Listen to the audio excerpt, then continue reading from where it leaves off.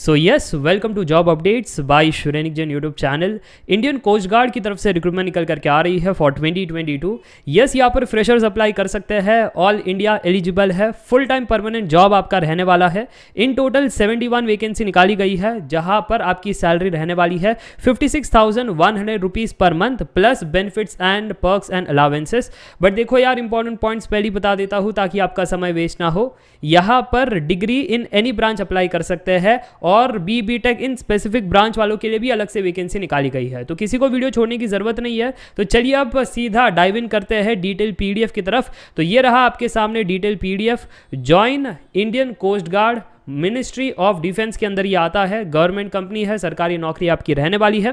जहां पर application date start हो गया था 17 अगस्त को। आज आप मुझे देख रहे हो 30 अगस्त को। और कब तक आप अप्लाई कर पाओगे? 7 सितंबर तक आप अप्लाई कर पाओगे। ठीक है, तो यहां पर अब डिटेल में बात करते हैं। सबसे पहले जनरल ड्यूटी की वैकेंसी निकाली गई है। एज लिमिट ध्यान से देखना, आपका जन्मदिन between 1 July 1997 to 30 June 2001 inclusive the extremes, यानी 1 जुलाई एंड 30 जून। ठीक है, अगर आप इसमें बॉर्न हुए हो तब आप अप्लाई कर सकते हो, नहीं हुए हो तब आप अप्लाई नहीं कर पाओगे। वैसे रिलैक्सेशन मिल जाता है 5 साल का for the person who is serving in the coast guard for equivalent personnel in army, navy या एयर फोर्स। ठीक है, चलिए अब आगे बात करते हैं। यहाँ पर सिर्फ और सिर्फ मेल कैंडिडेट्स के लिए वैकेंसी है, तो फीमेल कैंडिडेट कृपया आप यहाँ पर वीडियो को छोड़ सकते हो। और अगर वीडियो को छोड़ रहे हो, जरूर से इस वीडियो को लाइक कर देना ताकि उन स्टूडेंट्स तक पहुँच सके जो इंटरेस्टेड है और एलिजिबल भी है। ठीक है, तो सारी पोजीशंस यहाँ पर मेल के लिए है। और आप देख सकते हो एजुकेशनल क्वालिफिकेशन के अंदर डिग्री होनी चाहिए विथ मिनिमम 60%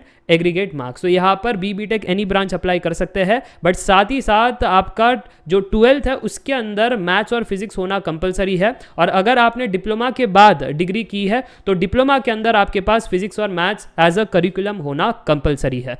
नेक्स्ट जो है वो आप अप्लाई नहीं कर पाओगे इंजीनियर, क्योंकि यहाँ पर कमर्शियल पायलट लाइसेंस मांगा गया है। ठीक है, जो सी और डी पोजीशन है उसके अंदर आप एलिजिबल हो। जैसे टेक्निकल मैकेनिकल, तो यहाँ पर सेम एज लिमिट है, मेल कैंडिडेट अप्लाई कर सकते हैं। इंजीनियरिंग डिग्री होनी चाहिए इन नवल आर्किटेक्चर या फिर मैकेनिकल या मरीन या ऑटोमोटिव या मेकाट्रॉनिक्स या इंडस्ट्रियल एंड प्रोडक्शन या फिर मेटलर्जी या डिजाइन या एरोनॉटिकल या एरोस्पेस भी चल जाएगा। ठीक है, तो यहाँ पर अगेन मैथ्स और फिजिक्स कंपलसरी है, आपके 12th में होना चाहिए या फिर डिप्लोमा के अंदर होना चाहिए। नेक्स्ट यहाँ पर आप देख सकते हो टेक्निकल, इलेक्ट्रिकल या इलेक्ट्रॉनिक्स, सेम एज लिमिट है, मेल कैंडिडेट अप्लाई कर सकते हैं। अब आपके पास डिग्री होनी चाहिए इन इलेक्ट्रिकल या फिर इलेक्ट्रॉनिक्स या टेलीकम्युनिकेशन या इंस्ट्रूमेंटेशन एंड कंट्रोल, और इलेक्ट्रॉनिक्स एंड कम्युनिकेशन या फिर पावर इंजीनियरिंग या पावर इलेक्ट्रॉनिक्स भी चल जाएगा। ठीक है, यहाँ पर अगेन मैथ्स और फिजिक्स कंपलसरी कहा गया है। बट दिक्कत वाली बात यह है कि अगर आप 2 के लिए अप्लाई या एलिजिबल हो रहे हो तो आप दोनों के लिए अप्लाई नहीं कर पाओगे। किसी एक पोस्ट के लिए आप अप्लाई कर सकते हो, तो ये आपको चूज करना पड़ेगा। ठीक है,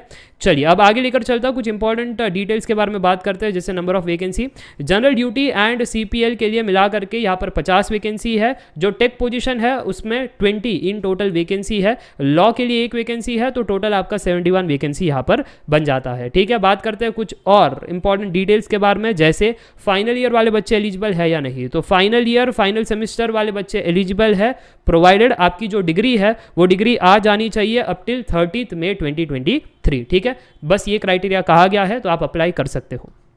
बात करते हैं सिलेक्शन प्रोसेस के बारे में, तो 5 स्टेज में ये सिलेक्शन प्रोसेस बटा हुआ है। स्टेज 1 आपका रिटन टेस्ट है, सीबीटी एग्जाम होगा जो वेरियस सेंटर्स में कंडक्ट करवाया जाएगा ऑल ओवर इंडिया, तो किसी को दिक्कत नहीं होगी।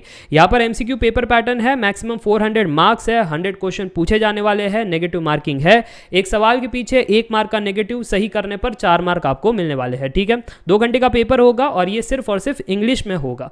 अब अगर आप टेक्निकल मैकेनिकल वालों के लिए अप्लाई कर रहे हो तो यहाँ पर ABCDE ये आपके सेक्शन है और आप देख सकते हो 2 घंटे आपको मिलने वाले हैं और इस प्रकार से आपके नंबर ऑफ क्वेश्चंस रहने वाले हैं। ठीक है, वही अगर आप इलेक्ट्रिकल एंड इलेक्ट्रॉनिक्स टेक्निकल के लिए अप्लाई कर रहे हो तो अगेन आपके लिए ये ABCDE सेक्शन है। अगेन आपको 2 घंटे मिलेंगे और ये आपके नंबर ऑफ क्वेश्चंस रहने वाले हैं। अगर आप जनरल ड्यूटी पोजीशन के लिए अप्लाई कर रहे हो तो यहाँ पर सेक्शन 1 आपके लिए है, तो ABCD सिर्फ 4 सेक्शन आपको रहने वाले हैं और 25 क्वेश्चन एक सेक्शन के पीछे रहने वाला है। ठीक है, 2 घंटे आपको भी मिलने वाले हैं और ये 400 मार्क का पेपर होने वाला है। ठीक है, आगे लेकर चलता हूं, बात करते हैं सेक्शन स्टेज 2 के बारे में। तो stage 2 is a preliminary selection board exam, जिसके अंदर आपका स्क्रीनिंग होगा through computerised cognitive battery test and picture perception and discussion, ठीक है। तो ये रहने वाला है, और अगेन यहाँ पर चीज़ें इंग्लिश में आपको बोलनी है, ठीक है, और डिस्कशन इंग्लिश में रहेगा, बट अगर आपको हिंदी में अगर डिस्कशन करना है तब भी अलाउ किया जाने वाला है, कोई दिक्कत वाली बात नहीं है। और स्टेज 2 के अंदर ही आपका document verification and candidate verification होगा, ताकि कुछ अगर फेक चीज़ें हैं तो वहाँ पर आप एलिमिनेट हो जाओगे, ठीक है। Stage 3 is all about final selection board FSB, जिसके अंदर आपका psychological test, group task and interview लिया जाएगा, और ये जो है वो टेंटेटिव रखा गया है, फरवरी अप्रैल के अंदर आपका ये एग्जाम होने वाला है। Stage 4 is about the medical examination and stage 5 is about the training, ठीक है। तो ऐसे 5 स्टेज है जिसके अंदर ये एग्जाम कंडक्ट किया जाने वाला है। बात करते हैं यहाँ पर कब अप्लाई कर सकते हैं। 17 अगस्त से स्टार्ट हो गया था और 7 सितंबर तक आप अप्लाई कर पाओगे। यहाँ पर valid email ID and mobile number आपके पास होना चाहिए, क्योंकि सारी चीज़ें इसी के द्वारा कम्युनिकेट की जाएगी। सिर्फ स्टूडेंट एक ही पोस्ट के लिए अप्लाई कर सकते हैं, ये दुखद बात है, बट क्या कर सकते हैं, एक ही पोस्ट है, आप अप्लाई कर सकते हो। मल्टीपल अगर आप अप्लाई भी करते हो तो लेटेस्ट वाला सिलेक्ट किया जाएगा, ठीक है। जो डॉक्यूमेंट्स चाहिए यहाँ पर सब कुछ बताया गया है, तो PDF की लिंक्स मैं डिस्क्रिप्शन बॉक्स में दी है, आप जा करके रेफर करना और सारे डॉक्यूमेंट्स आप प्रॉपरली अटैच करके अपलोड करना, ठीक है। बात करते हैं एप्लीकेशन फीस के बारे में, तो यहाँ पर 250 रुपीज़ रखा गया है, जो ऑनलाइन मोड से आप पे कर सकते हो, और यहाँ पर card, UPI, debit card, credit card, सारा यहाँ पर फैसिलिटी दिया गया है। बट अगर आप SC ST कैंडिडेट हो तो कोई एप्लीकेशन फीस आपको पे नहीं करनी है, ठीक है। आगे लेकर चलता हूँ, बात करते हैं यहाँ पर एग्जामिनेशन डेट्स के बारे में, तो ये है टेंटेटिव डेट्स। स्टेज 1 आपका नवंबर में होगा, स्टेज 2 दिसंबर, स्टेज 3 फेब अप्रैल, स्टेज 4 फेब अप्रैल, और stage 5 end of the June, ठीक है।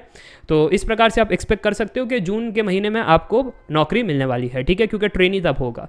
चलो, बाकी तो ज़्यादा कुछ डिटेल है नहीं, बस मेडिकल स्टैंडर्ड्स में आपको ध्यान रखना है कि आपकी जो हाइट है, आपका जो वेट है, चेस्ट है, आई साइट है, और जो टैटू के रिलेटेड इश्यूज़ है वो यहाँ पर आपका सॉर्ट हो रहा है, कोई दिक्कत नहीं हो रहा है, ठीक है। Permanent body tattoos are not permitted on any part of the body, और अगर रिलीजियस टैटूज है तो शायद आपको यहाँ पर पढ़ना है, शायद अलाउ कर सकते हैं रिलीजियस वाले, तो एक बार आपको ये PDF पढ़ना पड़ेगा फॉर द टैटू, ठीक है। चलो, तो लेकर चलता हूँ आगे, बात करते हैं यहाँ पर सैलरी स्ट्रक्चर के बारे में। तो असिस्टेंट कमांडेंट की आपकी पोजीशन होगी स्टार्ट में, जहाँ पर स्टार्टिंग सैलरी है 56,100 रुपीज़ पर मंथ। साथ ही साथ आपको अदर बेनिफिट्स भी मिलने वाले हैं, जो बेनिफिट्स यहाँ पर बताए गए हैं, which is a good thing. आपको बेसिक पे के ऊपर बहुत सारे बेनिफिट्स मिलने वाले हैं। And yes, that's it for today. अगर वीडियो पसंद आती है ज़रूर से इस वीडियो को लाइक करना, चैनल को सब्सक्राइब करना ऐसे ही ऑथेंटिक जॉब अपडेट्स के लिए। मिलते हैं नेक्स्ट वीडियो में, आप till then take care, bye bye for now, see या।